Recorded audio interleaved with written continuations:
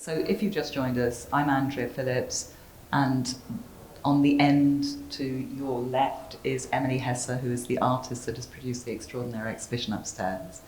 Emily and I have been in conversation in this room and upstairs for the morning.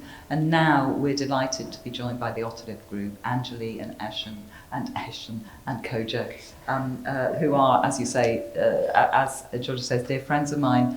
And you think because of that I should be able to say their names right, but I actually have quite a long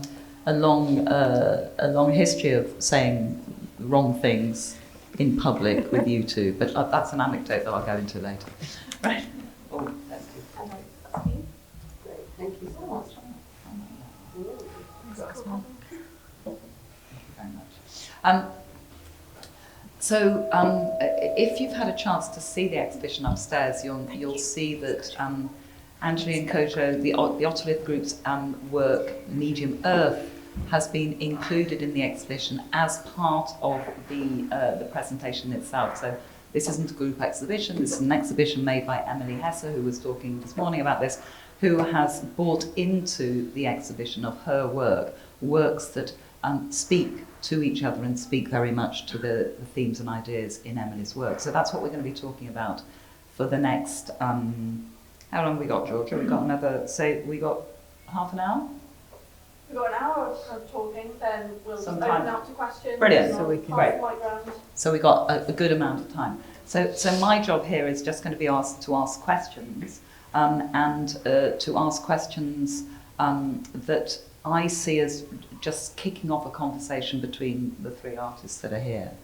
But maybe I should just say a little bit, for those of you that aren't familiar with the Otolith Group's work, a little bit about the work. And I'm going to presume, and please put your hand up if you're wrong, because I can also introduce it, that most people here have already had a chance to explore Emily's work upstairs and have been around for the morning, so no. If you don't, then just stick your hand up if you need to. If we're talking about something that you feel that is running away from you. So the Otolith have been practicing as artists, principally working in the medium of film, the essay film and related images and objects and architectural installations that have been produced out of the initial film work for 20 years. So this is actually your 20-year anniversary year, isn't it? Can you believe it? 20 years? I can. Yeah? Yeah, I can. Said with I can believe it. Tenderness.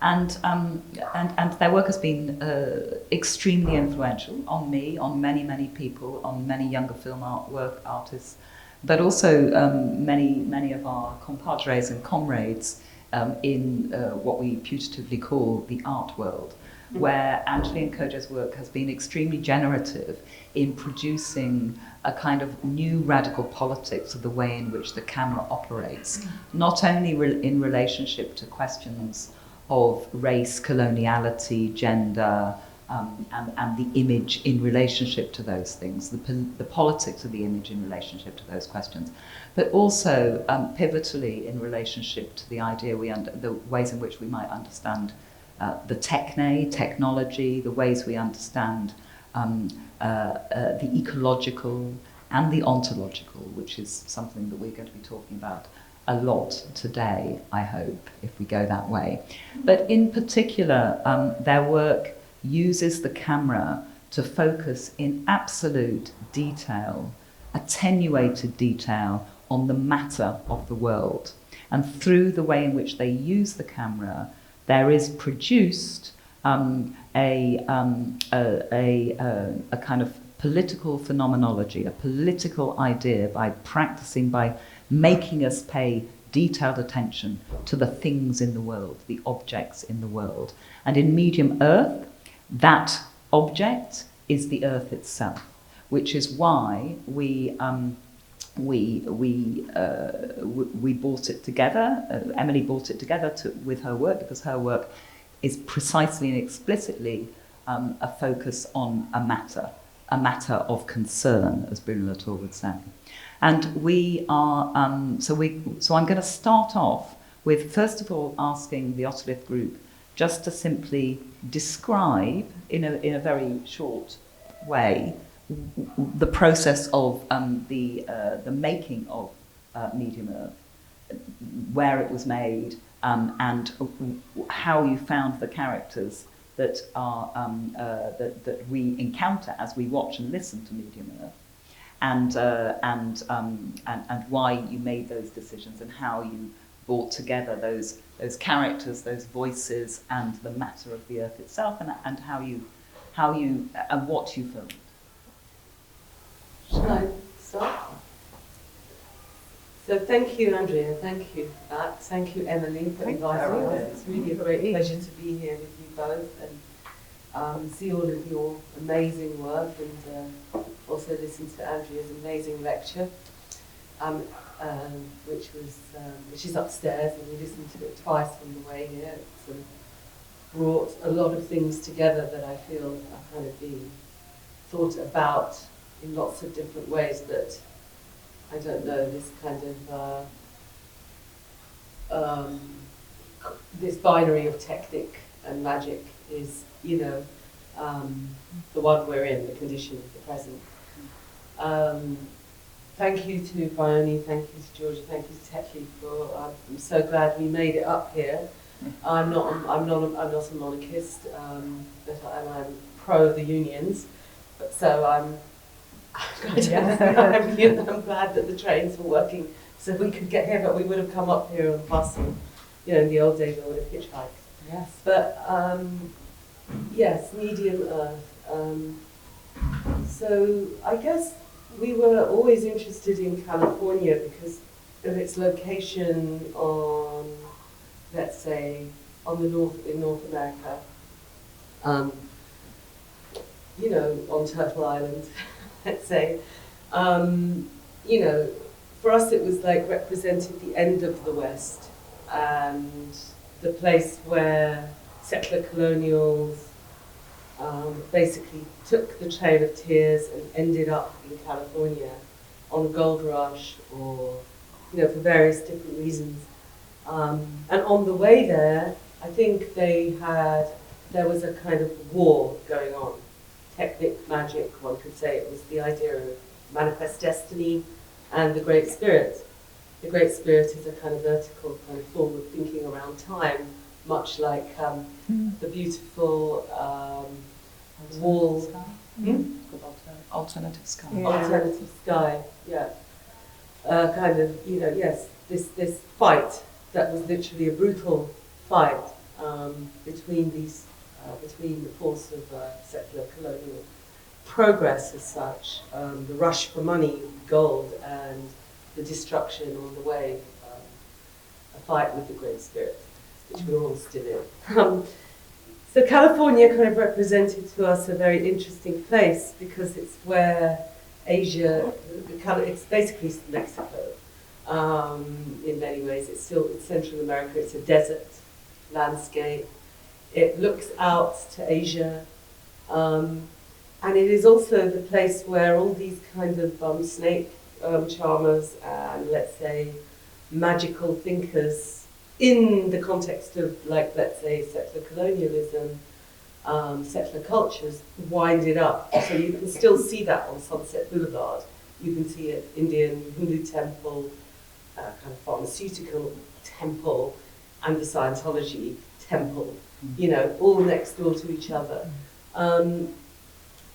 For us, California was, it's a very interesting place in relation to Stuart Brand and the Whole Earth catalogue, and the way that the relationship between the internet and meditation, these kind of two paradigms of thinking kind of come together, like Asian ontological thinking and, you know, military thinking.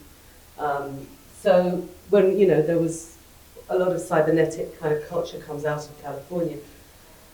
Octavia Butler, you know, in Pasadena is there. Alice Coltrane has her Swami, her temple to, well, I think it's Swami, what's her guru's name?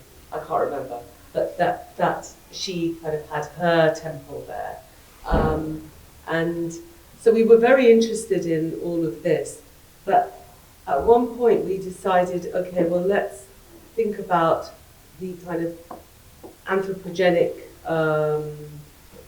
before that term kind of was used so widely, even though this was funded, the film, by the House to Culture and Development, which were housing the discussions that were taking place between the 15 geologists who were periodizing and trying to come to a decision on when the Anthropocene starts. So we were commissioned by the House of Culture and Development, along with 2 other artists, to respond to the idea of the Anthropocene.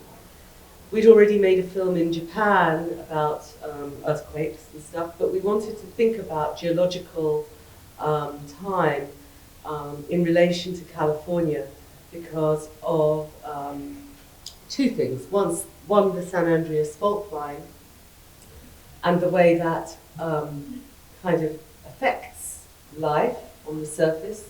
And secondly, the relationship to rocks, in that, and I'll be very brief, but I've spent 2 times in my life in very strange environments, one in Peru, one in India, where I lived inside rock kingdoms or rock, let's say, constellations, kind of what might seem prehistoric rock constellations, where you see embodied in all the in the geology, you see kind of like the representations of life. So those were kind of some of the forces behind thinking around medium Earth. The relationship to the San Andreas fault line and how it produces kind of earthquakes, and then the kind of like the sprouting nature of geology out of those kind of, let's say, those tectonic movements. And Kodwo maybe can take over from... Yeah, I think I can bring what you said into relation with part of what's going on here. But yeah, of course, I'd like to thank everybody for coming along on a Saturday afternoon. I'm ashamed to say it's my first time in Leeds. You know, although in my head I have this kind of post-punk imagination, growing up listening to Scritti Politti and the Mekons, the March Violets. So a lot of other groups from this part of the world. So it's quite an emotional thing for me to be here. So if I choke a bit, that's why. But it's also emotional to be here with Emily and with Andrea, because I feel I've heard moments from your collaboration over the years. So it's a pleasure, and it's an honor to be part of this this profound moment. Really, it's really a pleasure. So yeah, just to kind of pick up from where Anjali was talking about.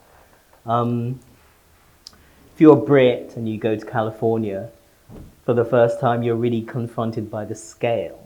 It's the scale is nothing that anything in Britain has prepared you for. I mean, it just hasn't.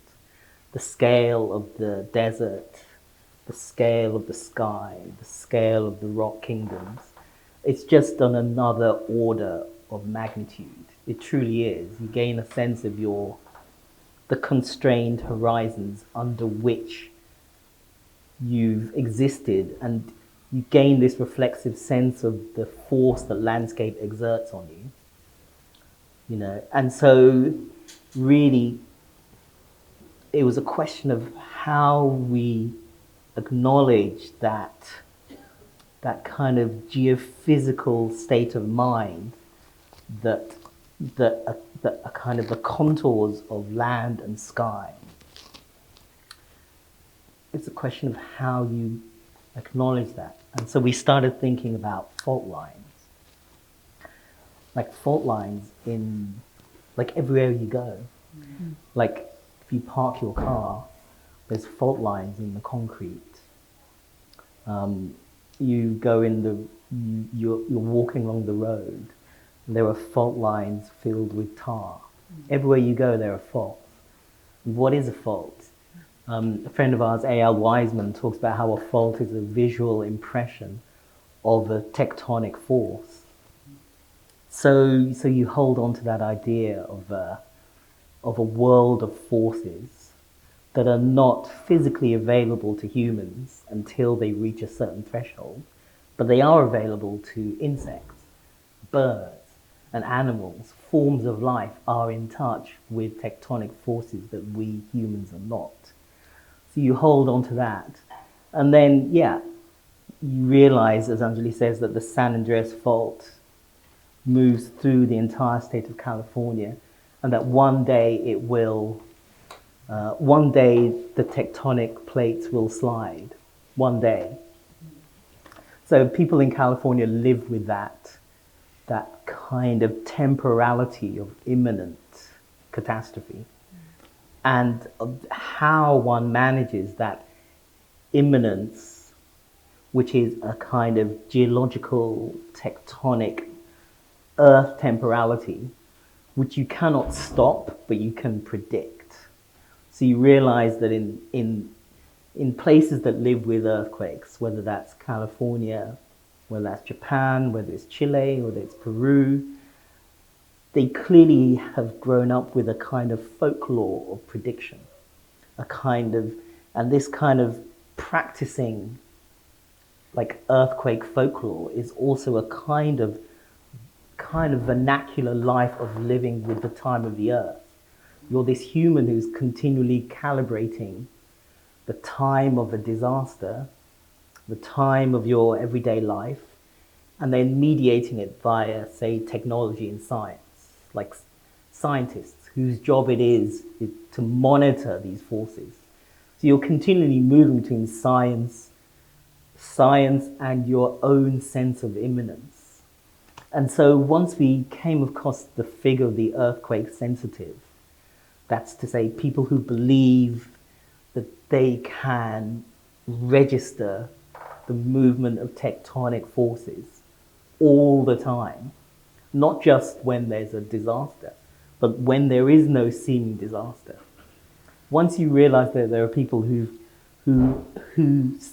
feel themselves to be geophysically imminent, that's to say their body is the map through which they read the imminent faults of the earth. So people who believe that that a pain in your elbow means there'll be a disaster in Chile, or a back pain means there'll be a means there'll be a kind of earthquake in Peru, something like that. That kind of figure, instead of dismissing them as a delusional figure, they start to stand for a kind of a certain kind of complexity which can't only be dismissed as a form of magical thinking, but becomes a question of a heightened sensitivity that in the age of the capitalist age, everybody should effectively train themselves in. So we began to piece together this question of sensitivity to the earth with this figure of the earthquake sensitive, who's like a kind of dramatic version of the kind of anthropogenic attunement that everybody is forced to learn. And we began to put that into relation with this, with these faults that you can see everywhere you go. And we began to think of our videos what we call an interscalar vehicle, which is where you're trying to use the camera and the recorder to travel across those scales, from a fault line to a rock, from an earthquake sensitive to the kinds of predictions. And this idea of a kind of movement across the scales of matter, movement across the scales of the earth, movement across the scales of time, this is part of what's informing the project of Medium Earth. And I think this is part of what we, it's part of what draws us to the work of a figure like Octavia Estelle Butler, and in fact, it's part of what draws us to the work of Emily, because in a very different way, I feel when we look at your work, we feel that interscalar imagination at work across the layers of the deep earth, across the deep time of clay, across the time of which is knowledge, and then it's about creating practices that draw on the scales of both of those knowledges, and not really making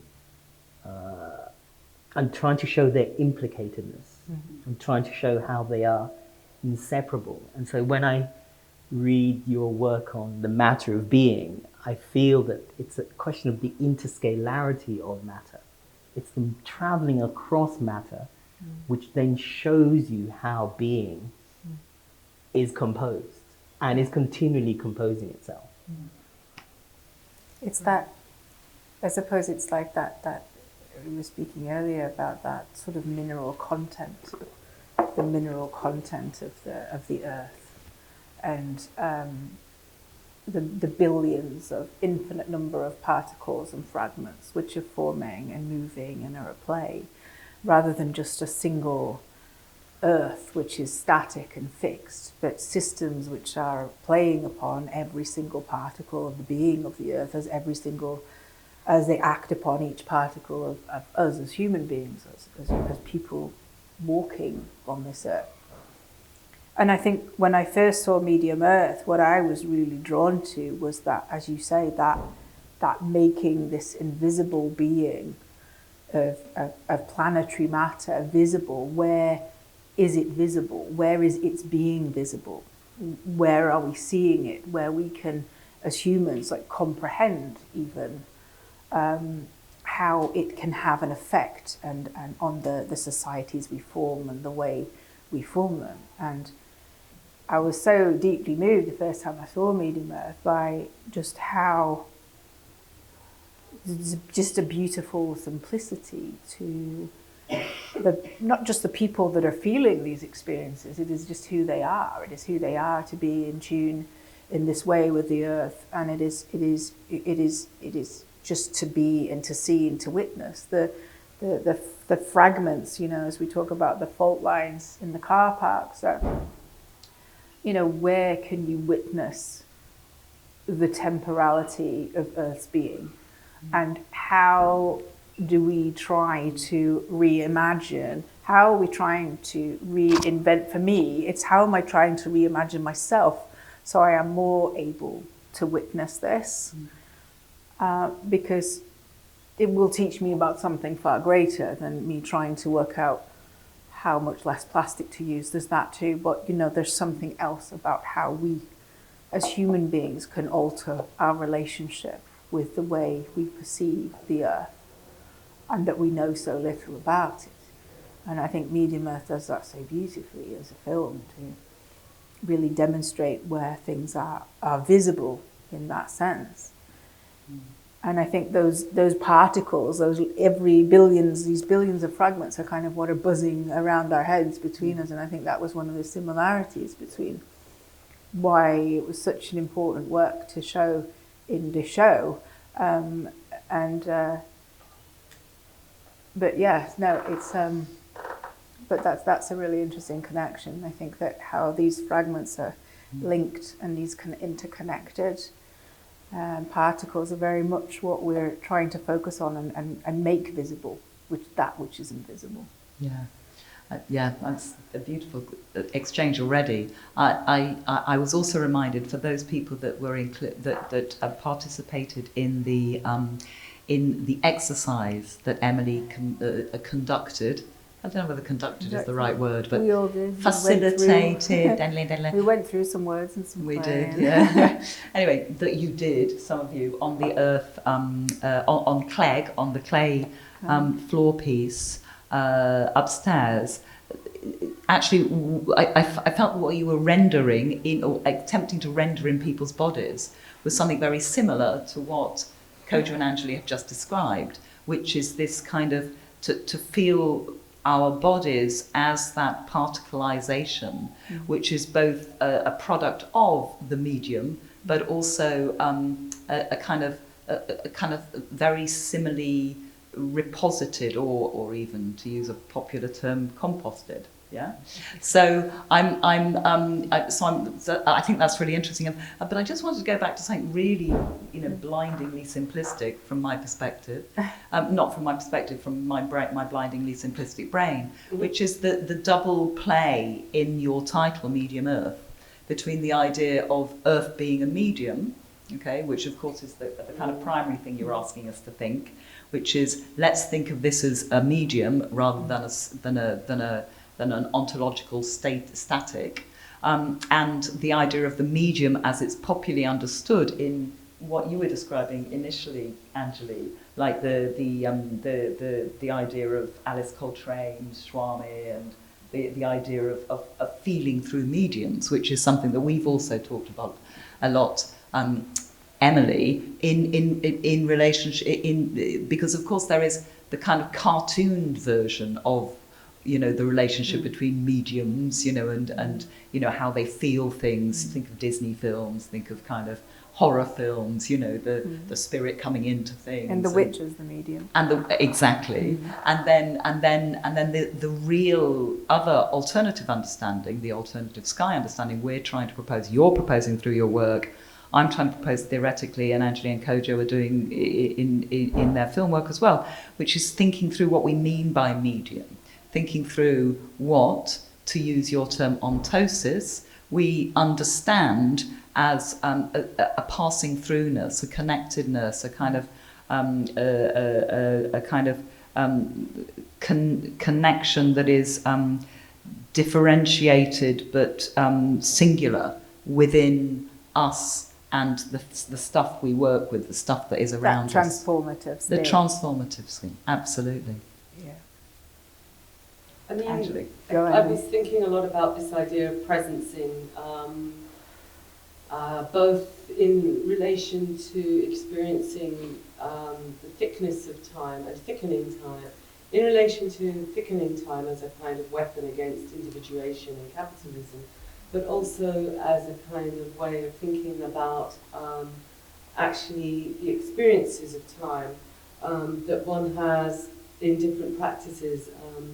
For example, in many practices on the continent of Asia, many different practices talk about forms of meditation that kind of through locking various senses you begin to be able to experience by going deeper and deeper, deeper, deeper into this state of awareness of where kind of the binaries close and you just experience this, what Buddhists might describe as forms of nirvana, and then there's stages of intensity of experiencing the universe. It's an energy that in it is all time. Well, the feeling of it is all time, all history, all of love. So it's a very intelligent force.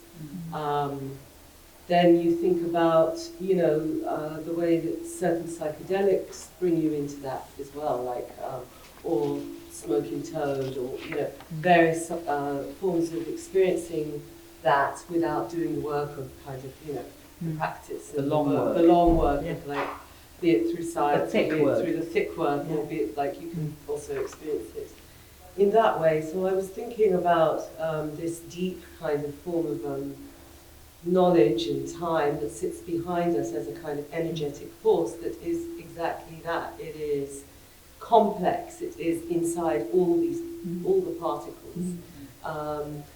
It is everything, basically.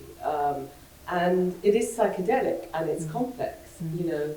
I can't remember the exact quote, but in relation to how Mark Fisher talks about how that's been robbed from us, the experience of kinds of psychedelia and the experience of complexity. We talked in Andrea's lecture talks about this in terms of transmitter systems of knowledge, like television was in before it was taken over by Endemol, and everyone institutionally started believing that we need simplistic language to express things. It's like, no, television, I was watching last year in Marienbad, and, you know, complex, incredibly intelligent, I didn't think it was complex, I thought it was, you know, incredible films, but were not Hollywood films, or, you know,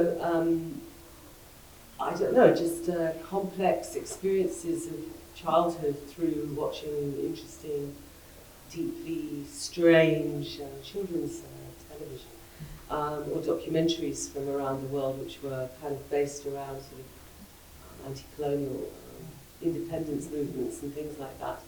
So after, I think that was our inheritance, like to think of the world in a more complex way in terms of a sort of, you know, anti-colonial register, and a kind of form of repair after you know, imperialism. I think this possibility of a kind of socialist future which involved thinking around race and gender and class in a more culturally involved a level of complexity that feels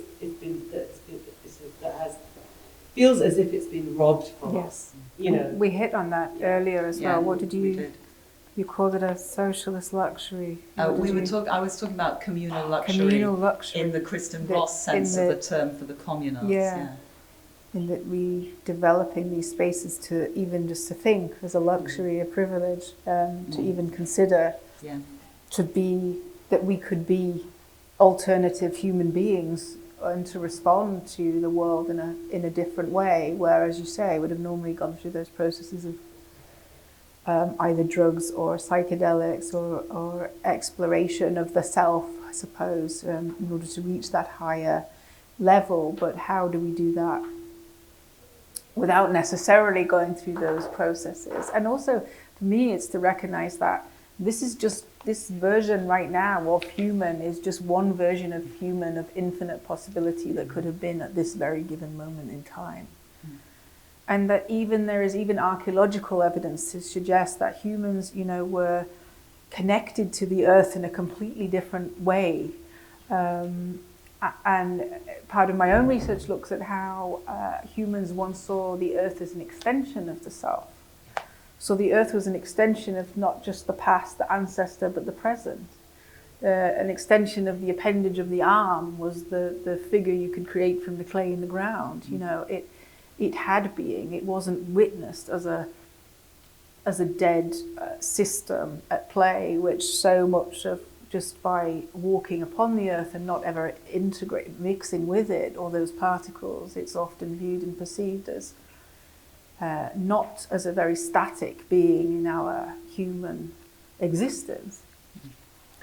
Yeah, I think what you say is so profound because, you know, I do think a lot about how in the last maybe 5 to 7 years, many of the most compelling art practices have been turning to the kinds of subjects we're talking about. A lot of artists are turning towards earth practices, towards a kind of materialist practice, towards what Susan Shipley calls material witnessing. A lot of artists are turning to what people call a botanical turn.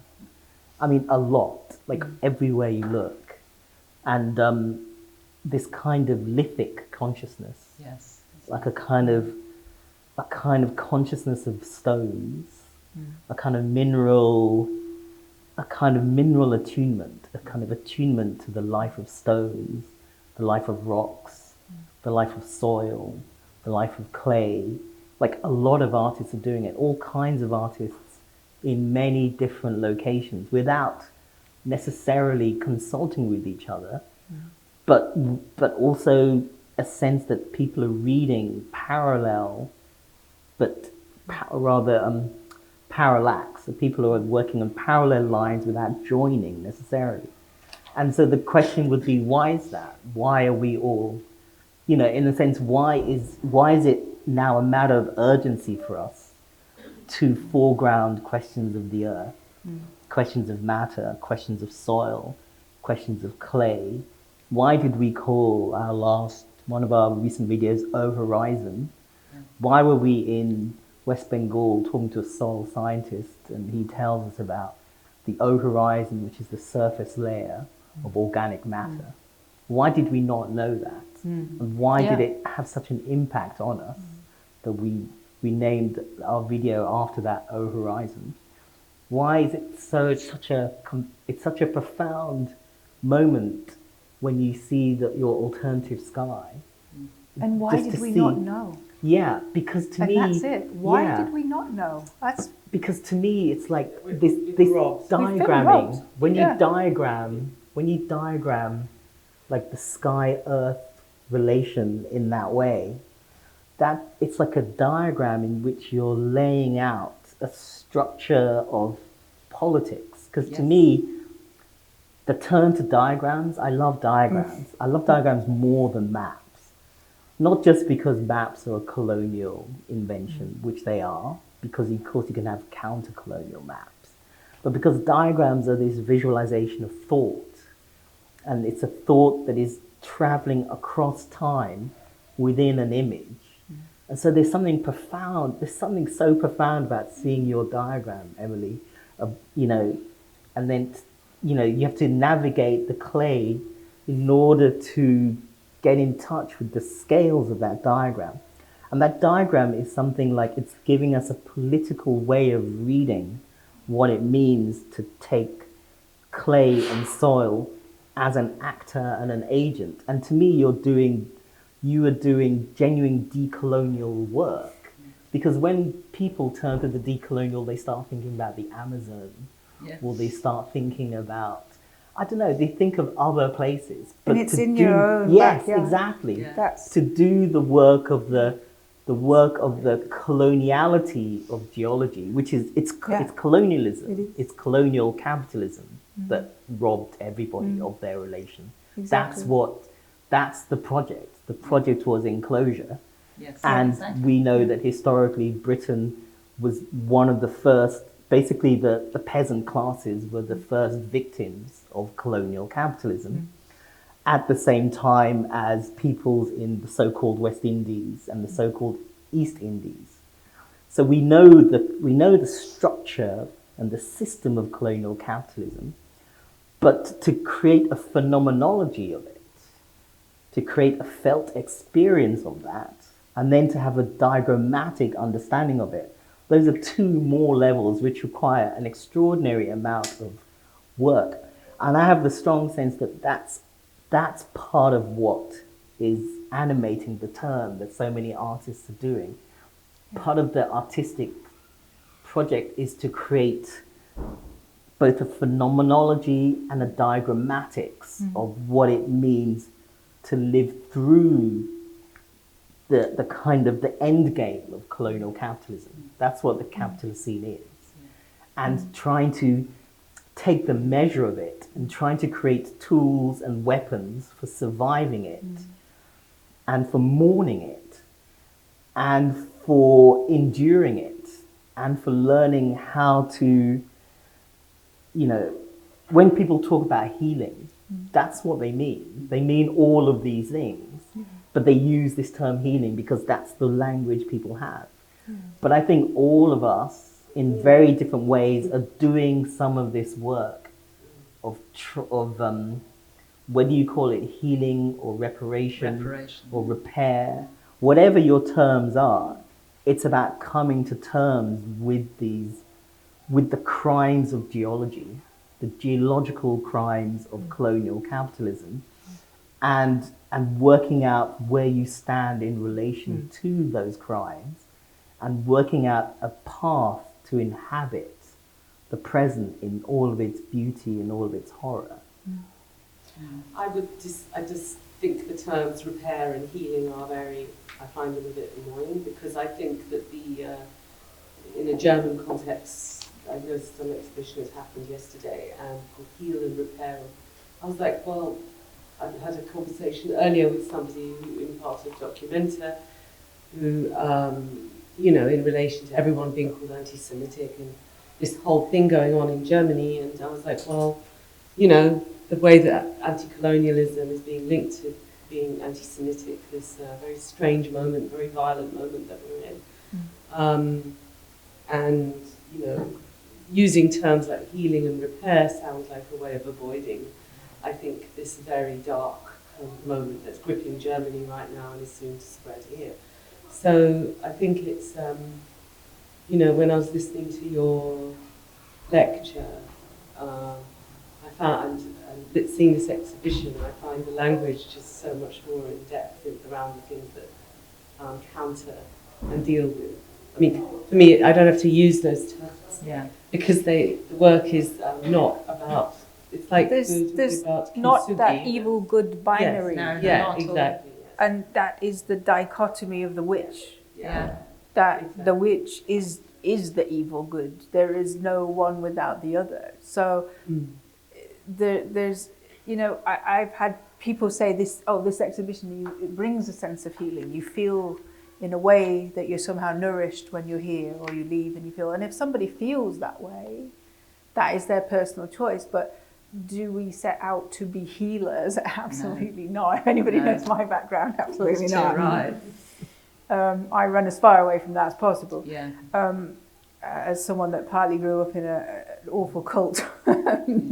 But to be a healer is not, it's to create a space or a thinking space, the freedom to have that, where there are other possibilities. Well, it's to unearth things that are uncomfortable. Exactly. Yeah. And to make them visible. Yeah. Like I want to see the scars. Yes, exactly. And I know something in terms of how, thinking about how artists have come to this point sort of now, and how we had a slight brief mention earlier in my own practice. I'm very hyper-local. So I've never wanted to work anywhere else. I don't comment on anyone else's land. I don't work in anyone else's neighborhood. I don't work in anyone else's community. Now that is the nature of my practice.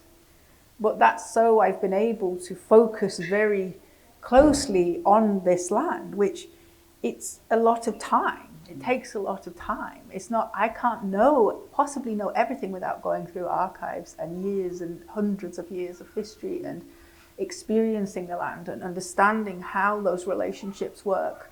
And that's my choice as an artist. But I find that's very important to me to do that, because also it's not my place to comment as me, the person I am, on someone else's land at this given moment in time. And I don't feel that way about it. But for me, a lot of that thinking comes from the philosopher Cornelius Castoriadis. And I'm very much entangled kind of in going through his thinking, particularly around the theory of magma, and magma being this foundation of all society. And I think I could never really get to the bottom of what magma ever is. Yeah.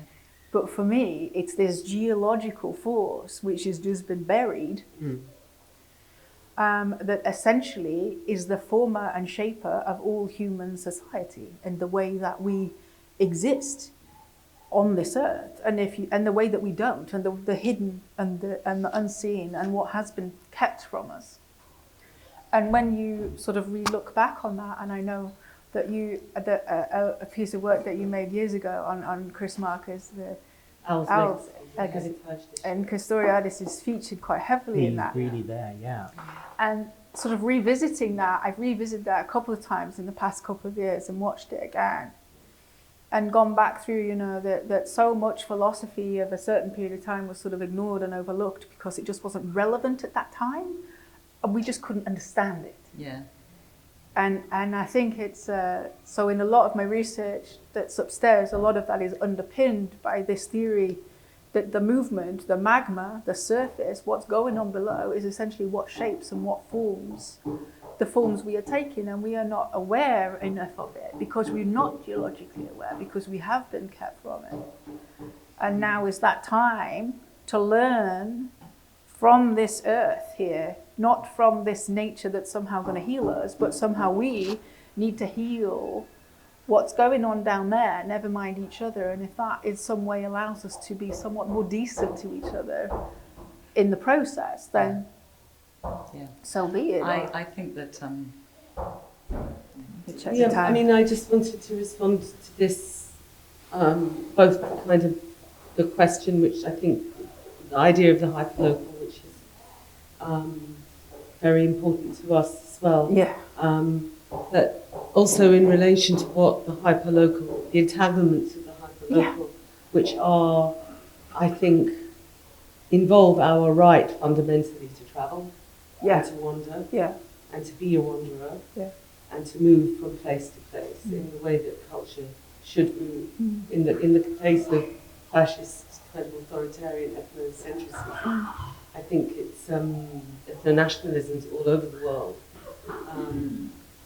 And I think also when one is dealing with plastics or what's in the air around us, those plastics are linked to, you know, if you look at a particulate in the air in Bombay or here, you will find a common, enemy, you know, which is, you know, oil production, or you will find a common enemy, which is cement production, or, you know, you will find... absolutely. So I think I grew up traveling, I believe in traveling. And that's it. And I got to the point where I just feel like I became not that. It was just a choice. It wasn't like a restriction necessarily placed on myself. And I completely understand that it's not everybody's place to be that, but that's also how we deliver different work and tell different stories as artists. And that's how Medium Earth can sit alongside Clegg in this show, because we're coming from a similar point in our minds, but in a different way in which we've experienced and researched. And I think that bringing together the differences and the similarities is really important ways to make shows now as well, that we can share that work. So Although I don't necessarily need to go to California. I can be okay, or I can go to California, but I don't need to. You can go to California via Medium Earth. Exactly. I also see you as a profound temporal traveller. Yes. I think so, a time traveller. The hyperlocal is it's not the terms upon which you travel through time. In order to touch on clay, which is billions of years old. That's the temporal travelling through to get in touch with deep time. That's time travel. It's just not one we perceive. And that your work is about building tools and apparatuses and beautiful portals and devices that enable people to do that traveling. That you've worked for so many years to do that work on yourself, because nobody, there were many tools available, but you have to do the work of assembling them, stitching them together, weaving them in order to do that work of time travel. It's not given. You have to build it. But once it's done, and you bring an exhibition like this together, that's a profound kind of, it offers a series of portals. And what is a portal? It's an invitation to travel. You're like inviting people to travel through time, to take their journey into the deep time, which is now. The deep time is now. And to me, this is what the capitalist scene, this is what it does. It makes these questions urgent, because it's not so much that the earth is under threat, which it is, from corporations, which it is. It's that we live in a world in which, on one hand, we have phenomenal and tangible experience of extreme weather. It's extremely hot, and then there's floods, then it's extremely cold, and that's the weather. The weather is tangible and local, but the climate is global, and the climate is created through big data. You need huge amounts of data to bring together the statistics on climate. So we live in a world of hyper-local weather and hyper-digital climate. And that's our reality. It's both, not one or the other. It's both, climate and weather. And I think that's a lot of what artists spend our time doing, dealing with the extremely phenomenal and sensible and tangible, and extremely abstracted and digital and vast and machinic, actually. You need machines to calculate weather. There's no way humans can do it, because climate is not just what we feel. Climate is the global perturbations of many, many events happening simultaneously. And this is our reality. Our reality is extremely phenomenal and extremely abstract. And what do we do with our phenomenal abstraction that is our daily life? You build these devices to help you navigate them. And that's what's so profound about your work, because from where you are, the journey through time and back is doing that work from where you are. You know, it's why it's such a pleasure to go around with Andrea, and Andrea's just narrating moments for us, just giving us these insights, you know. I mean, you know what everybody here knows what a profound work Emily has done.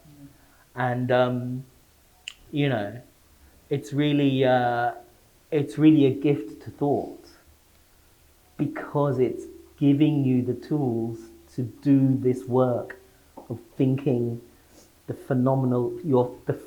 conditions under which we live phenomenologically, and the conditions under which really existing abstraction is simultaneously our non-phenomenal reality. That's a profound insight, you know. So many of our friends, you know, lecture on this, but it's a totally different thing when an artist devotes their life to bringing these elements together. And I think also the practice of the work of de-individuation, inviting other artists to talk with, to be with, you know, for artists to speak to other artists, as opposed to this hierarchy, you know, how institutions often present,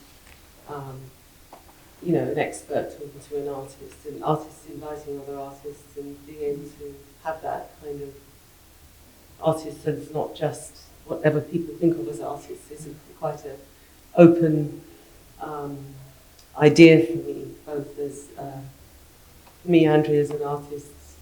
You are a writer as much as you are an artist, as much as a curator, as a researcher, you know, as a time traveller. You know, we are made up of many different characters and forces, and we have and we play with those. We are constantly moving and shifting with these. So, you know, for me, it's a very different. It's an invitation that you cannot refuse. You know. So I'm glad you didn't refuse. No pressure. I'm just. This is incredible. It's very moving to be part of this conversation. But just to say, just to prepare you, I'm in a couple of minutes, 5 minutes, I'm going to open up the floor for anybody else to kind of contribute ideas or thoughts, and they can be very personal. I'm very aware of the fact there are a huge amount of experts in this room as well, people that know they are artists, your thinkers, your curators, your own thinkers, you know, and you are your own locals, you know, your own time travellers. So you know, please contribute when we open it up in whatever way you feel like. It could be related directly to something that somebody said, but it could be related directly to your experience of maybe doing the exercise or whatever we're going to call it with Emily earlier on before lunch, or it could be to do with your looking at the exhibition. Yeah, or it could just be a kind of a thought that came into your head. But I just wanted to come back, because I'm as much as I'm profoundly moved by this, and I think that there's the concept of thickness, of the kind of virtuality of thickness, I think is really important, to keep thickness. It's almost like that's my takeaway, like, you know, that's what I'm endeavoured to do. You know, sometimes I use really complex language to try and do it that nobody really understands, and I don't understand when I read it back. We all have that kind of, do we all? I hope we all have that kind of idea. I think you're very clear. Oh, it's very kind. It needs to be chewy. I can't understand a word. It needs to be chewy. Sorry? Chewy. Chewy thickness, absolutely. But also, there was something that you said, Kodwo, that made me suddenly get alert with fear, which was which is quite unusual. And it was because you began to define a group of artists that were working in a certain way. And I immediately want, as somebody who always tries to avoid the concept of a turn, because as soon as you operate on a turn, then some museum somewhere is going to curate an exhibition of that turn. There have been many of them. We know. We know it. The research turn, the educational turn, the whatnot turn.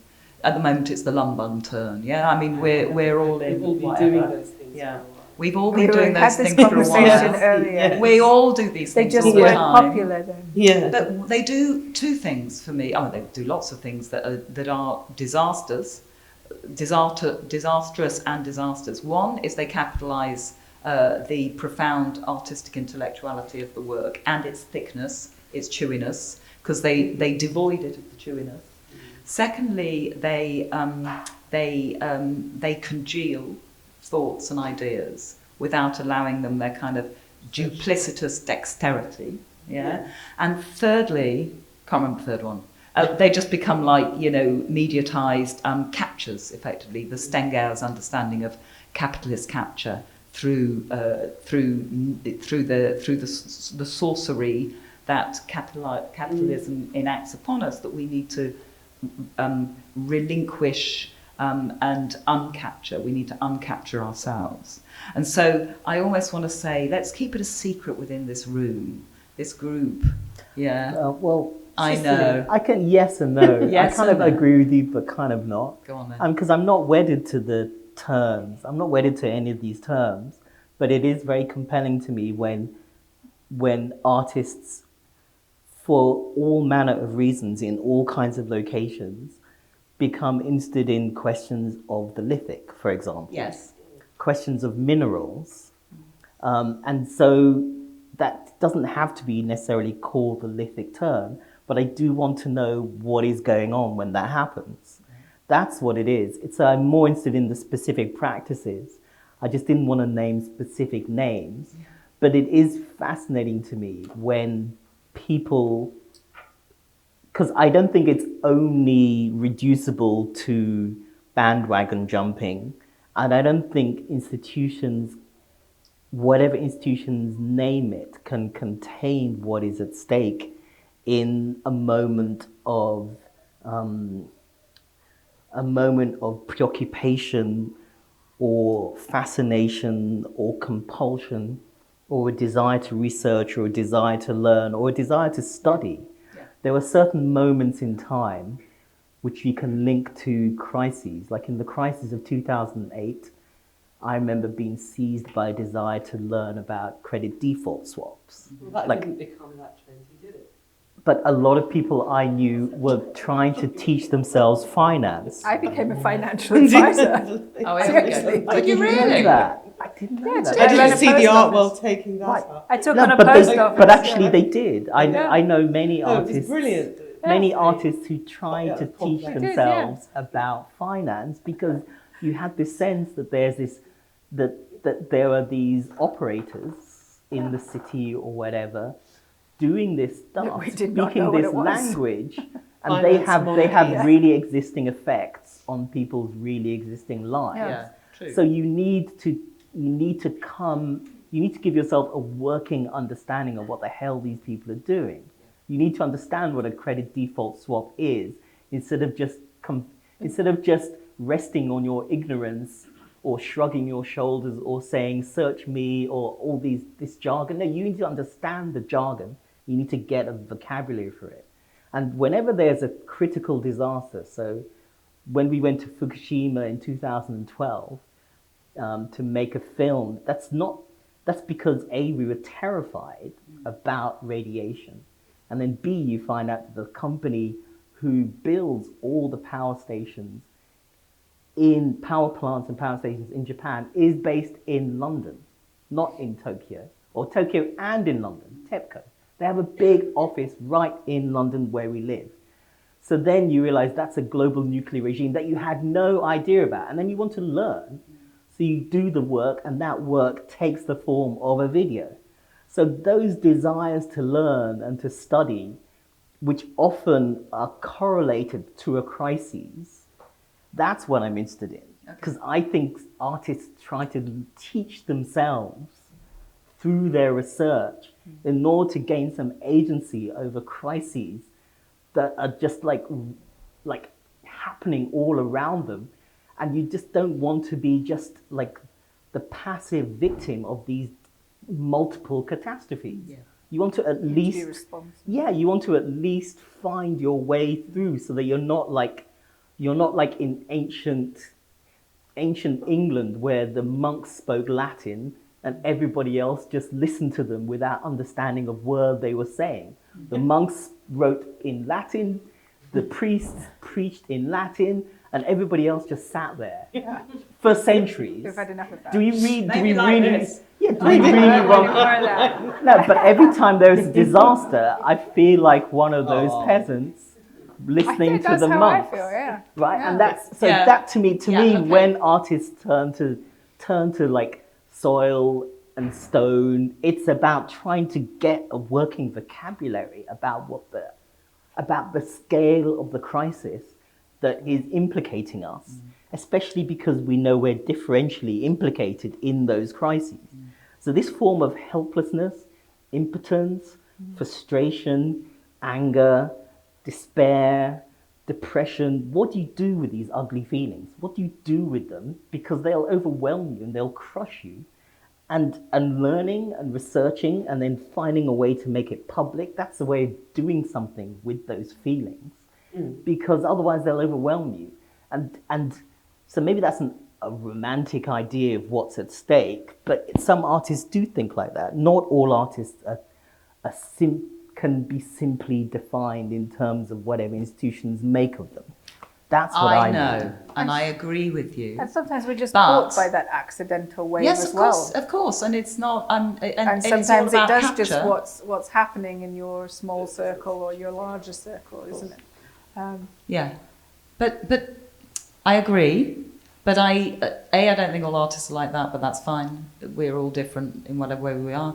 But I think what I take from that is the idea of passivity and fear, yeah? And actually, just to bring it back to the figure of the witch, when you were speaking, I thought, in response to what you were saying, that actually, yes, that's what a witch was and is, which is somebody who refuses to be passive about a situation. That's just another definition. I'm thinking, Emily, about the long, long conversations you and I have had about all the different complexities around this figure of the witch, the things we hate, the things we agree with, the things we want, the things we don't want, the will we have, the drive we have to make it into something, to politicize it in a new configuration of the political, not the way it was politicized by Federici or by Balboa, a new version of it, which I think is very similar to what you've just said.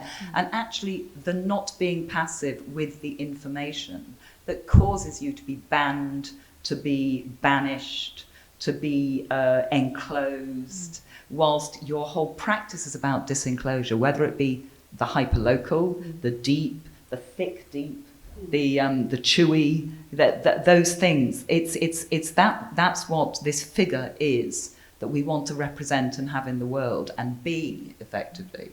And I think that's what we're trying to convene. I would urge you to see a film. I just watched it recently, which was, of course, we know about Carl Dreyer's Joan of Arc, and many other films on Jeanne d'Arc. But this one is by Robert Bresson. On Joan of Arc, and I watched it the other night, and it was based on the actual manuscripts of her testimonies and the responses she gave to this kind of wall of men, and who were kind of questioning her and constantly trying to catch her out. And the film is just that, rather than the battles and the rest of it. It's just the courtroom drama. And it's incredible. I really urge you to watch it because it is all of these. Really? Yeah, because she's speaking truth to power, politically. She is finding. She has the language, which she believes comes from God. That is like urging her to. The language that she produces, she believes comes from God, but it's truth. And she speaks truth to them, but it's political. You know, it's a political truth, and it's such an incredible film when you realise that the manuscripts were written, that they were recorded, and you even see someone writing it throughout the film. Sorry to interrupt you, but No, I that's just wanted fine. to bring That's lovely. bring a kind of Shiro witch into the into A Shiro witch. a Shiro witch. You don't like the idea of a Shiro. I don't. No. It's like her history. I don't know how to describe it. I think ventriloquization is a really interesting thing, because I think, you know, I think there's something very rich in the concept of a ventriloquy, actually, and of course in real life. I mean, you know, who knows whether Joan of Arc was a real person, but I mean, many of us have to ventriloquize all the time. I'm sure many people in this room have to ventriloquize all the time, and part of that is to do with protection. And so ventriloquy is a kind of spell casting in a way, you know, how to speak a different language, how to speak through one's language, in a different language in order to be understood, or in order to evade something, or, yeah. Shall we open it up? What time It is. I think we better. It's 15:15, so we've got some time. Anybody have anything to say before I just ramble on and make a complete fool of myself? Which I will, otherwise. Anybody got any thoughts? Or questions? Questions about the show, questions about what we've been talking about, thoughts, ideas? Was anyone else your financial advice? Oh, yeah. Well, I mean, if you're not, I want to know, you were a financial It was an advisor. accident. Oh, tell us about that then. My village post office was closing because nobody would run it and it didn't make any money. And so I put myself forward to run it. And this was actually the back end of 2008. And then, of course, we had the financial crash. And I'm like the financial advisor in the village. So people, of course, had all the Icelandic banks went, and then they had all the, you know, a lot of people had money in the post office and different products and things like that. So I became the village financial advisor in this sort of tiny one-room little box post office by accident for a year and a half. You were researching it as you were advising. You were doing both at the same time. I had to train as a financial. I got trained by the post office as a financial advisor. Okay. Yeah. And it just happened accidentally. It just happened in my world. That was it. That was how it affected my world. Yeah. So I thought, oh, well, I'll go and give this a go, running this post office. Yeah, post offices are fascinating. That's why the Tories want to close them. Exactly. Yeah. And They hate the idea of universal yeah. provision, right? Yeah. They hate the Yeah. idea of flat rates. Yeah. They hate the idea of the community role. They Yeah. can't They- abide that, oh, yeah, right? it That's was what just- has to go.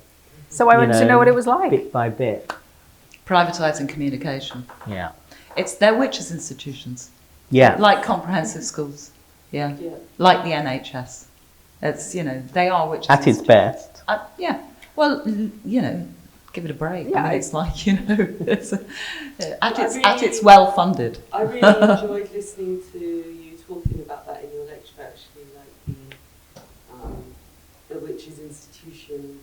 I mean, I think it's brilliant as an idea in terms of, you know, how to actually, and you know, when people talk about decolonisation of museums and this and that, I don't often hear people talk about the NHS or sort of public television.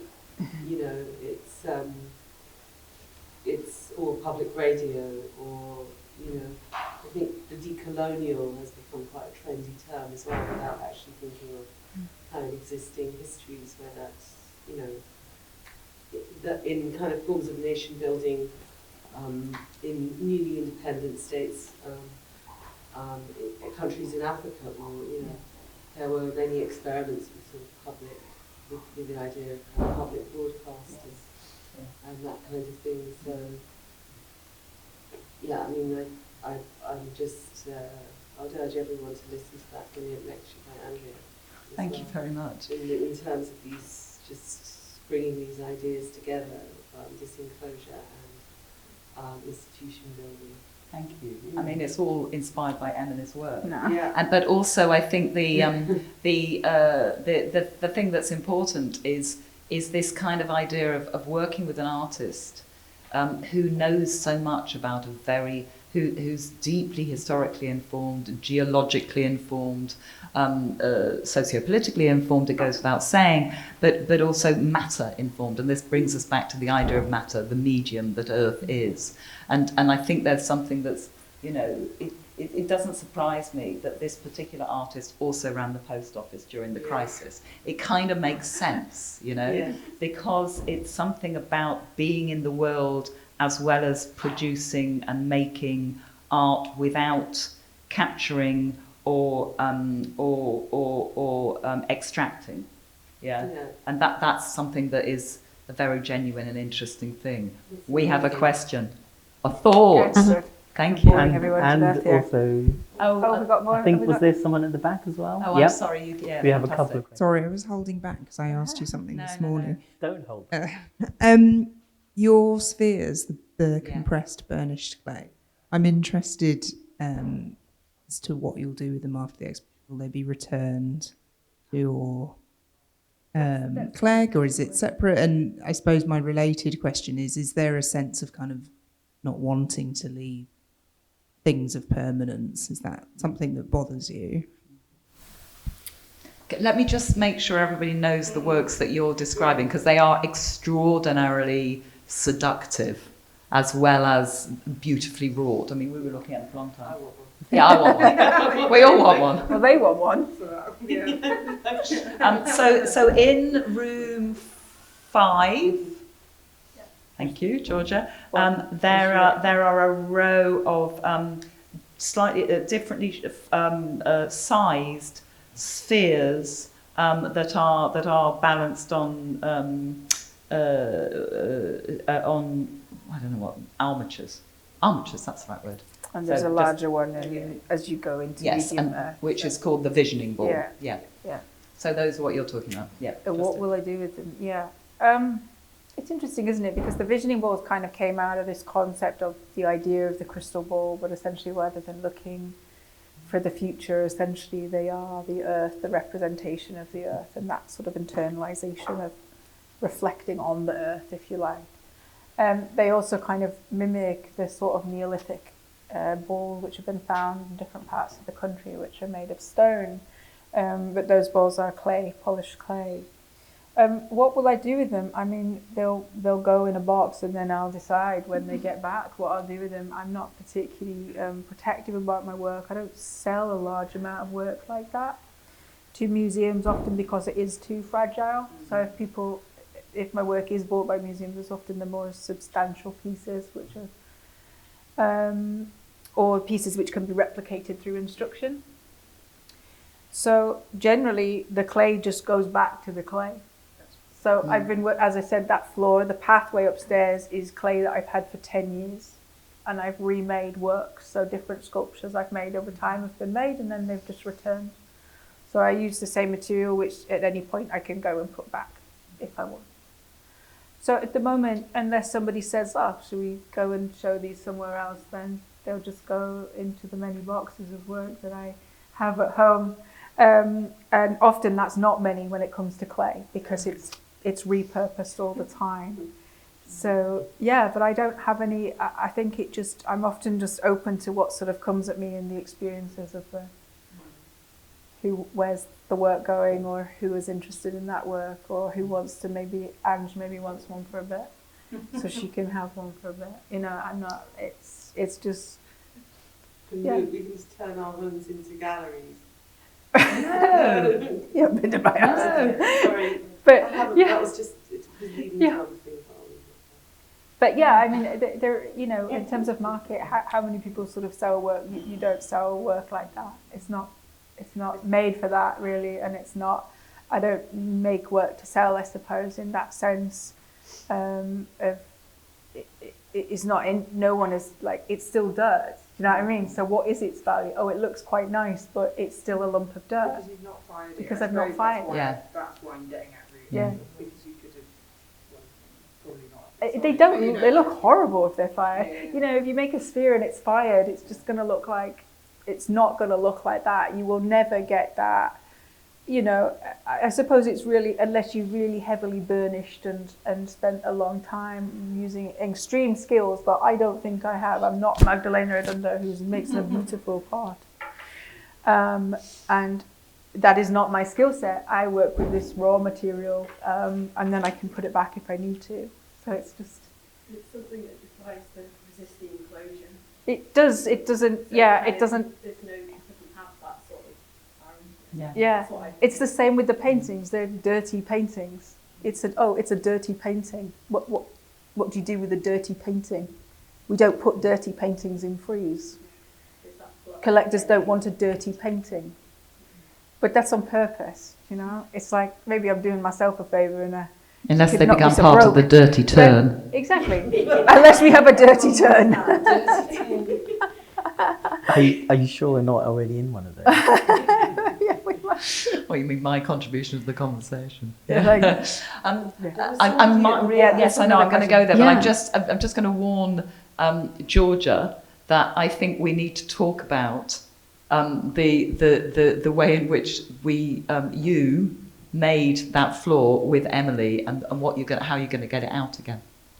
Yeah, interesting. But before we jump to that, can I just quickly ask, for anyone who doesn't know, Emily, could you quickly talk about how long those visioning balls took you to make the actual labour of that process, and then we'll head over.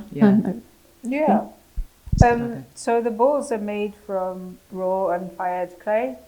It's a process of forming, so taking a lump and adding layers onto the clay. So there's, say for the large ball, maybe there's like 50 layers of clay on that, which are done over a period of days.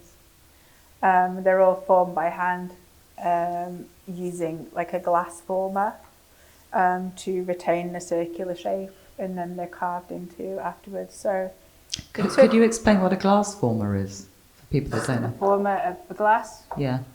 Then you just move a circular movement which takes place over just a period of months, but you have to do it every day.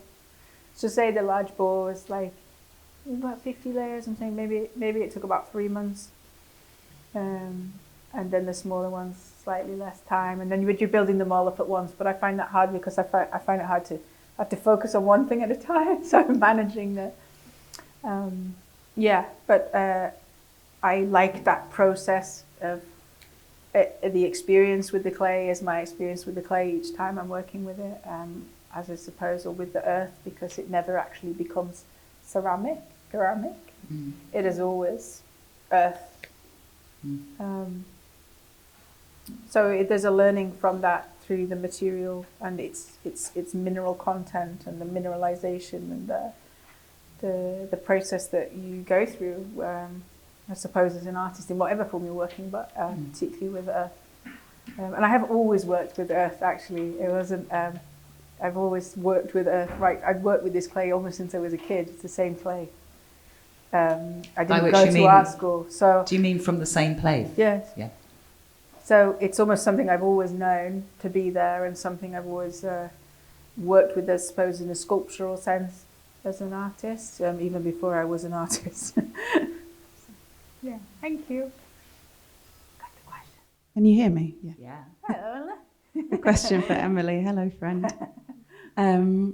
You mentioned something in passing this morning about coal and clay, and I just wondered, in this time of extreme tension around what we think of as fuel, could you talk a bit more about that relationship? Yeah. So I mentioned about coal and clay. One of the clays that forms the so there's 3 clays upstairs that form the installation clay. One is alluvial clay from the River Aire, which was out here. One is the South Gare clay, which I work with all the time, which is the pathways. And the third is called a blue fire clay. And I explained this morning that the blue fire clay is found on the coal seams in Yorkshire here. And as actually taken from out here, and the fire clay was formed at a period of geological time when trees could not break down in the way they decompose now, because there did not exist the microbes and the creatures and to break down trees in the way that we see them now. So they became this clay in a way that jet becomes jet. and this is what formed as the coal formed from the trees. This is what leached out, which is this fire clay, which is where you find it on the coal seams. And is there a relation in that in terms of fuel? I mean, it's interesting, isn't it? Because we are not, again, coal, we're not conceiving of the age of that material that we're burning at all. Again, we have no concept, no geological concept of this matter. And yet we, of course, burn it for heat, and we accept that we should be warm. And of course there is that, but then have human beings always been warm, and what have we always burned? So then again, this, I suppose, this concept actually of the geological misinformation or hidden information that we don't have really comes into play when you're talking about things like heating our houses, and how do we become aware of that? So is there like going to be a return to coal in that way? I mean, we live in an area where you can't burn, it's smokeless, so you can't burn wood, and you can burn a smokeless fuel, but how are we going to then consider the coal that we're burning? And are we considering that, how do we then consider that we burn an ancient material, which then in turn damages the planet and the system, our air, in such an incredibly brutal way? It has such an effect on so many people that it does make you wonder, doesn't it? How are we going to consider this crisis in terms of our heating, which also generates the warmth from the planet? It's such a difficult situation right now to be in, and I suppose a way of understanding matter, or kind of generating that experience with matter, is to understand that we don't have the ability to think through this very clearly. We're sort of lacking a few pieces. And how do we make those decisions when we're actually not so well informed about these materials and these matters, and how there's a knock-on effect to each of these situations, I suppose. Did you have anything to think about it? To think in response to the question? Made me think about clay in a slightly different way. It's just very important to be reminded about the age of the material that's upstairs. And also this thing about transformation in the life of different matters, and then how you're picking up on that as an artist. It makes me think a bit about the magical beech forests down the coast from us, up the coast from us, which is preserved ancient forest below the sand. And this thing about what is kept, what ossifies, what goes through a process of transformation. What does that mean? What do we do with that? How do we better understand it? I just thought there's something about this relationship between this kind of black gold, which is such an important material in the world, but has a particular resonance in the coastline and on the coastline that we both live on, which was completely covered and clad in coal. And beneath that Neolithic forest is that clay. So at the base level of the forest is the clay, and we think Neolithic forest. But that other thing, we don't think about that thing. Yeah, it's not valued. No, exactly, and it's about the material. We know matter has become commodity, but also there's a whole lack of, when you start thinking about the age of these materials and the processes that they've gone through, and it's a sort of mind blow. It really alters your perception, and why did we perceive the world in this way, and why were we configured to sort of think in this way and not this other way about how ancient this material is, or how we would protect it, and what is romanticized, and what is it? Yes. And I guess the different waves of romanticization that come through changes of taste as well, in human in Anthropocenic life, or not even Anthropocenic, but in kind of latter human life. It made me think, your question and your response to it, Emily, made me think about what do we even mean by preservation? Like, at what point do we decide something is preserved, either through its geological formation, so ancient woodland, whatever, but also in the kind of, it makes one feel quite bleak about the kind of ideas of preservation we might have as kind of late 21st or early 21st century human species, and Anglo-European in particular. And what Ellen is talking about is this forest is the remainder of, Doggerland, or what people would know as Doggerland. Yet the other part of Doggerland is having the biggest wind farm in the world built on it. Yes, absolutely. So just out to sea, we can't see it, but further down there, here goes the biggest wind farm, which is... So why is one bit okay? Does that bit stay and that bit's not okay because we can't see it? I mean, it's like and also, how can we see within the thick time context that the three of you have been describing? How can we see? What does it mean to try and see when we preserve and when we don't preserve and when we let... I mean, It's like the misconception of sustainability, isn't it? I mean, the Kodwo was talking earlier on, Angela was talking earlier on about the whole, I can't remember which one of you, about the whole Earth catalogue. And thinking back to that the smallest beautiful, Stuart Brand, Schumacher, Carson, all those people that really informed my parents' thinking.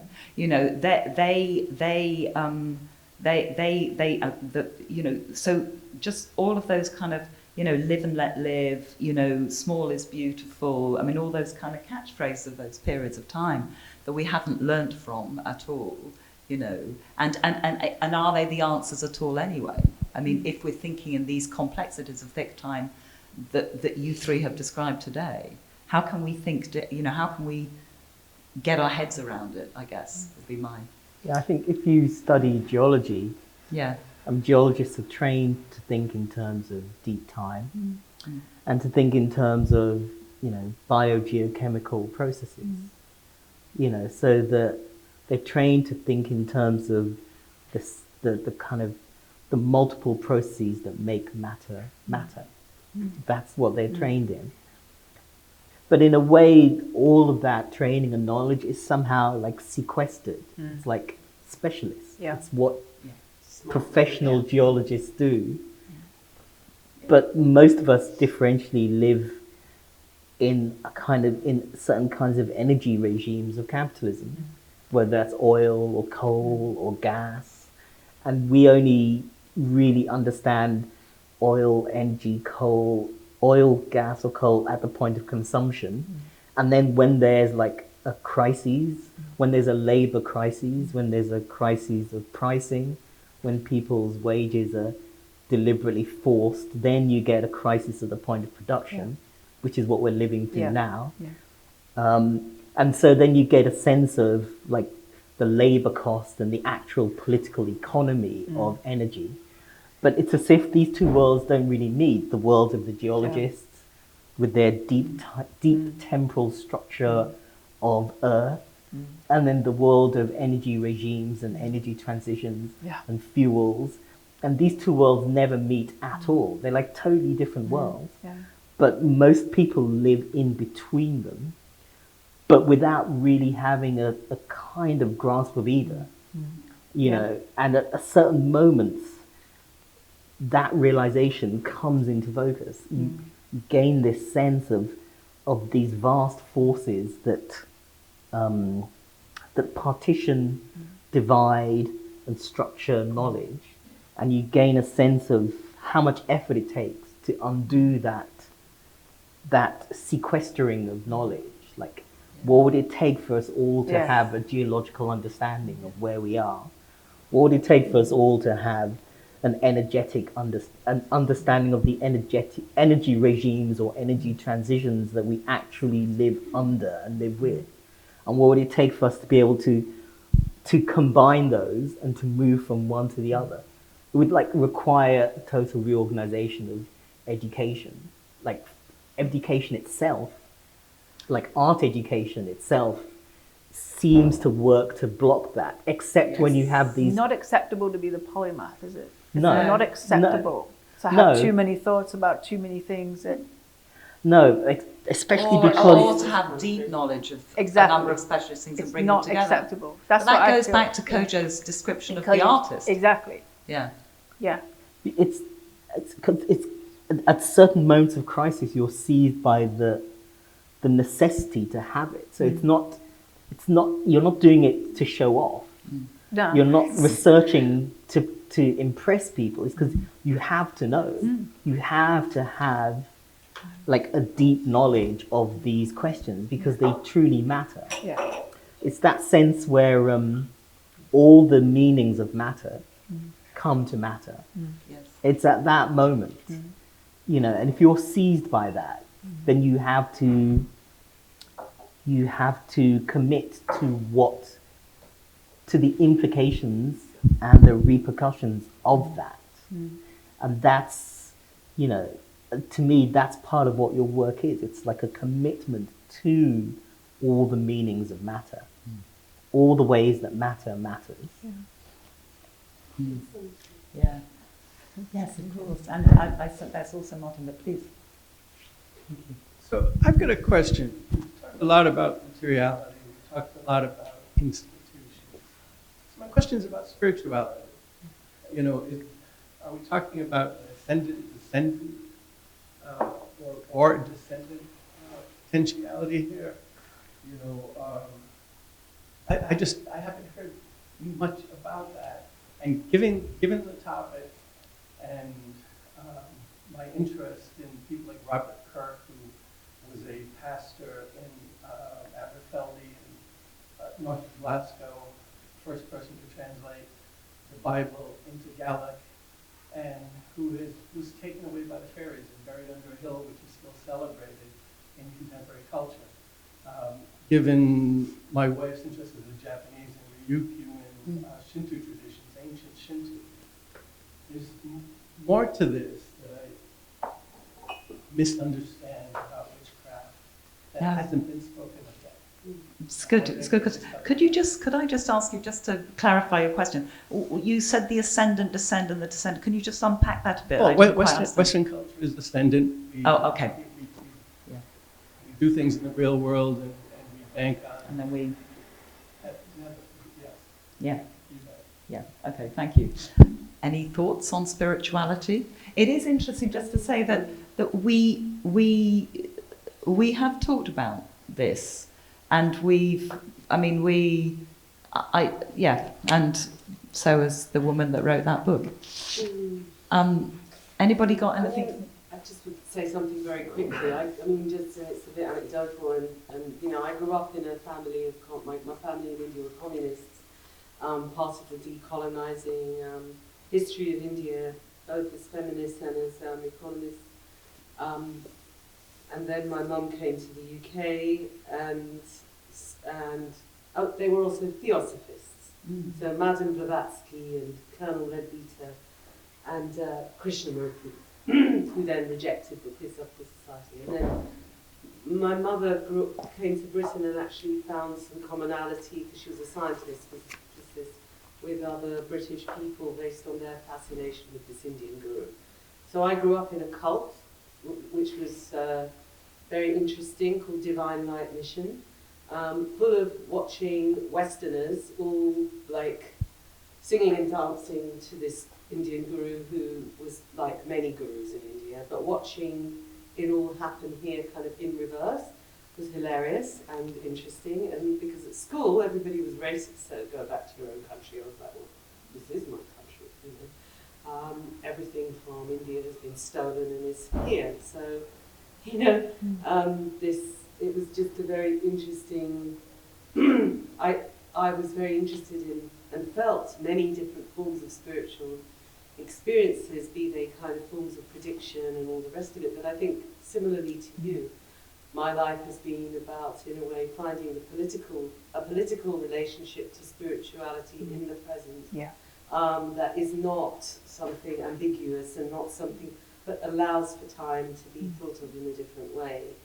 I think when you talked about earlier about a cult, I think we talked about it when you came to our house as well. Like this kind of, I think, gives you a sort of sense of like, I mean, especially now India's in the grip of Hindu fundamentalism. The American right wing is in the grip of kind of evangelical kind of Christianity. Yes, I think that the spiritual, for me, is something which is a state of awareness, I think. Of the things that very much we are talking about when we talk about which is institution. I don't think that this includes, I mean, I think the idea of bringing many the idea of disenclosure, the idea of, which, you know, let's say of thinking about how to de-individualize.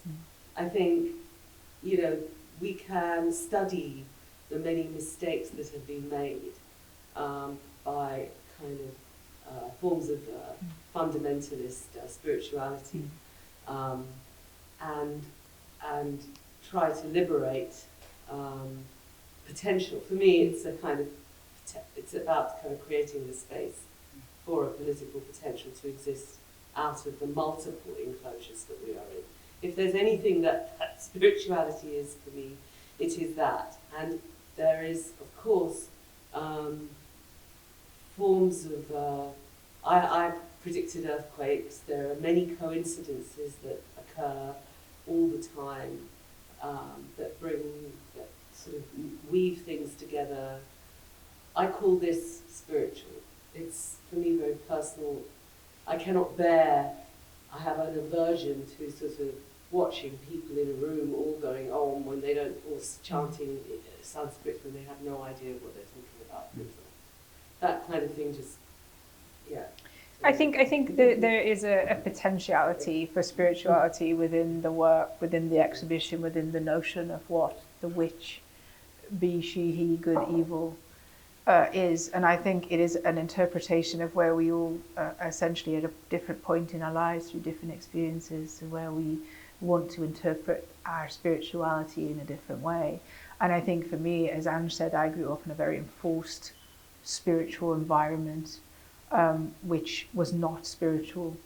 And for me, what it lacked was the political. So perhaps in my life I seek, like Ange just said, a politicization to the spiritual, which was sort of enforced on me, and the way that I perhaps gain take something for that nurturing side of myself is by the production of work and the production of knowledge and the generation of research, and that may not be for everybody, but for me, that sort of gives me that nurturing to get through that this very difficult, experience that life can be, and very depressing at this moment in time. And I think it's wide open for, particularly when you're talking about the earth and the relationship with the earth and the witch's relationship with earth, be that historical witch, fictional witch, whichever witch we're dealing with at this moment in time, is all a very personal experience. And so if some people feel the need to go and cast spells and create herbal remedies or tinctures, or that is a very personal experience of spirituality that is chosen. And I think what the notion of witch allows is an openness for that less rigid fixation to what the spiritual is or how we gain it. Because for me personally, the gain is in a different way. I gained that now in a political sense, I suppose, through my research and through my work. And I think we create that sense of what a god, not a god, but a figure like head, a spiritual figure is, through the way in which we experience the world. And I think I was just going to... I was just going to think through, and one of the things that in this book, The Parable of the Talents by Octavia Butler, she's thinking here we are in this, for those that haven't read it, this sort of post-apocalyptic world where they're generating their own sense of what is spirituality. And their spirituality becomes the community that they are part of and they are building. But also, what is a god? So the god sense changes. God is change, God is infinite, irresistible, inexorable, indifferent. God is trickster, teacher, chaos, clay. God is change. Beware, God exists to shape and to be shaped. And that malleability of what spirituality could be, that malleability that this is not the controller, this is the reflexive space for change and alteration, and that there is no fixed point, is what I very much believe the attunement that women as witch in the historical sense perhaps had through earth.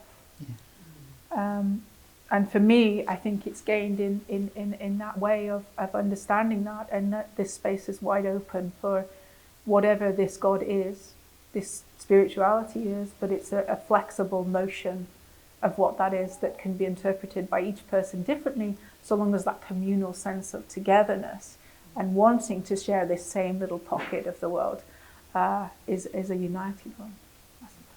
I think the idea of a protector is so wonderfully beautiful. Just to quickly say something. Yeah. I mean, I think it goes back to this idea of this energy that you feel. I mean, I sometimes think, is that a good or evil energy? And it's not good or evil. It's just there, like Butler says, to be shaped. Yeah. Yeah. So right now, it's in the hands of techno-fascists, and everything feels reversed and weird and upside down. Very much in the way that you were talking about in your lecture, in relation to just this strange moment where everything just seems like kind of captured, and then like, well, maybe it's like the upside down in Strategies or something like that. Yeah. So it's definitely a sense of the shaping is something that Butler kind of understands, and she really beautifully, it's such a clear way of thinking about spirituality. Yeah. It's spirituality within a communist utopia. I don't know whether that answers your question. Yeah, that's good. I'm sorry, or I hope that's all right. Thank you, Anjali and Emily. I think we've got one more question over here. Yeah? And then there was one here, and then Martin had a question as well. Do we have time for that? Yeah. Maybe bundle them all together. Yeah, let's just whip round. Well, let's see. Emily, I have a question that's to do with your book. Okay. I was very struck, not just by the ideas that you're expressing, but also the way in which you do it. It kind of feels as though you're like taking the language apart and then shift it a bit and put it back together. I was just kind of wondering when the idea that you're expressing is so counter to the values and systems of the society. The language that comes from that society really doesn't lean towards expressing those ideas.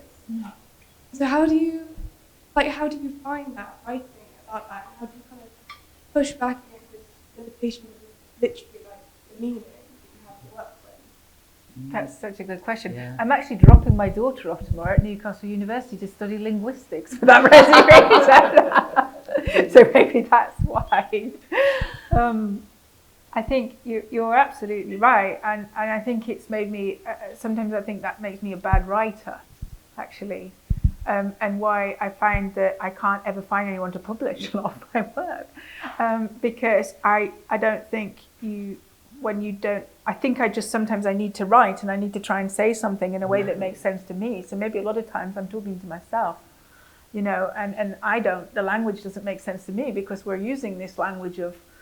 This language which has been formed and shaped for us by thousands of years of things we don't necessarily agree with, and the historical sort of context of what language is quite difficult to understand for me sometimes. And I think it is just a trusting yourself to know that maybe if I talk myself round, other people will maybe hear it. You know what I mean? That maybe I'm not the only person that needs to think of something differently and explain it to myself differently in a way that I could understand it. I think because so much of the world isn't explained to us in a way that it actually makes sense, so much is hidden, as I suppose we've been talking about here, that maybe it's just pushing past there, well, I need to be the academic writer, or I need to be the this style writer, or I need to, just to try and make sense of the world for myself, I suppose. But I do appreciate reading the book. Thank you. That's a really wonderful question. Thank you. I think it makes us all think about all of our writing, really, on the practice of writing and how we subscribe to certain forms. And I think Emily doesn't, or you can feel the struggle in the writing. Yeah, I agree. Martin. Yeah, I mean, this isn't an original point, but it does link it to something Tim's just mentioned about spirits, actually, rather than spirituality. I mean, it's, Sylvia Federici talks about primitive accumulation, fixing of single souls, single body. being producers in industrial work. So one of the things that I suppose he says is a forceful rejection of that body in dance, and it recalls who would fight on barricades, ballrooms in the evening, and have a great carnival press and dance around. Emma Goldman once said, "If I can't dance, I don't want your revolution." So that struggle against fixity, the struggle with dance and body to express itself, and that really kind of strikes me as thinking about your dances, Emily, around the stones and the ring dance and the vicar leading the dance in his birthday suit of the kind of witches around the stones. And what was it about kind of dancing and dressing the stones, that really acts for you as a kind of moment of emancipation, perhaps?